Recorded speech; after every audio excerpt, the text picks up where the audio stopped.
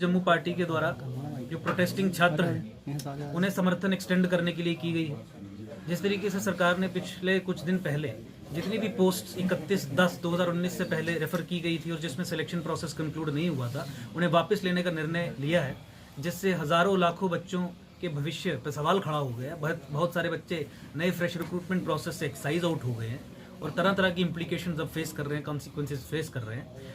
उनके साथ संघर्ष में उनके साथ खड़े होने के लिए आश्वासन देने के लिए आज की प्रेस कॉन्फ्रेंस ऑर्गेनाइज की गई है। हम ये बिल्कुल कन्विंस्ड हैं इस बात पे कि ये ऑर्डर यूनिलेटरल ऑर्डर है और गलत तरीके से पास किया गया है। आप इसकी पॉलिटिकल अंडरस्टैंडिंग रखें या लीगल अंडरस्टैंडिंग रखें, दोनों ही तरीकों से ये ऑर्डर गलत है।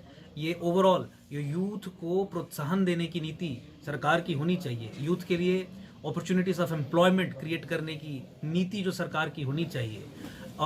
पब्लिक एम्प्लॉयमेंट में अपॉर्चुनिटीज की बराबरी, equality of opportunity in matters of public employment, वो नीति निर्धारण की बात होनी चाहिए, उसमें भी फेल होती है। और लीगल पॉइंट ऑफ व्यू से अगर आप देखें तो बिना रीजनिंग का एक ऑर्डर, यूनिलेटरल एक ऑर्डर, 4 लाइन का एक ऑर्डर जो अपने लिए बोलता नहीं है, जो स्पीकिंग ऑर्डर नहीं है, वो लीगली भी अनटेनेबल है। इसकी संवैधानिक वैधता सस्पेक्ट है, इट इज कॉन्स्टिट्यूशनली सस्पेक्ट। और मुझे पूरा यकीन है कि जब सैक की, स्टेट एडमिनिस्ट्रेटिव काउंसिल की मीटिंग की मिनट्स ऑफ मीटिंग भी बाहर आएंगे, उसको भी आप पढ़ेंगे और इस ऑर्डर से जोड़ेंगे तो कुछ जुड़ता मिलता नजर आपको नहीं आएगा।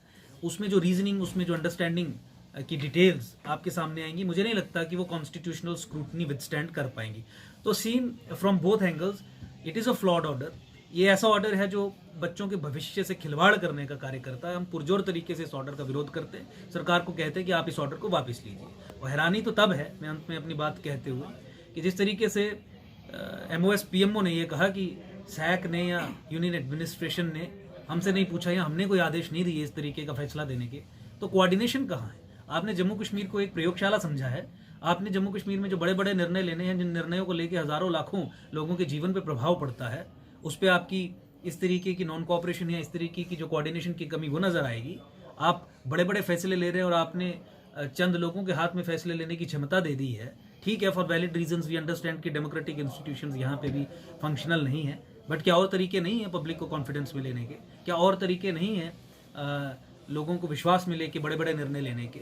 रात को आप डिसाइड करते हैं, सवेरे आप ऑर्डर पास करते हैं। मुझे लगता है कि और इसकी बैकग्राउंड आपको देखनी पड़ेगी। जो पुलिस ब्रुटैलिटीज आपने देखी है प्रोटेस्टिंग छात्रों पे, एक ऑर्डर आज, दूसरा ऑर्डर आज, कल, तीसरा परसों और चौथा ये, इस तरीके के ऑर्डर्स। और जब पिछले ऑर्डर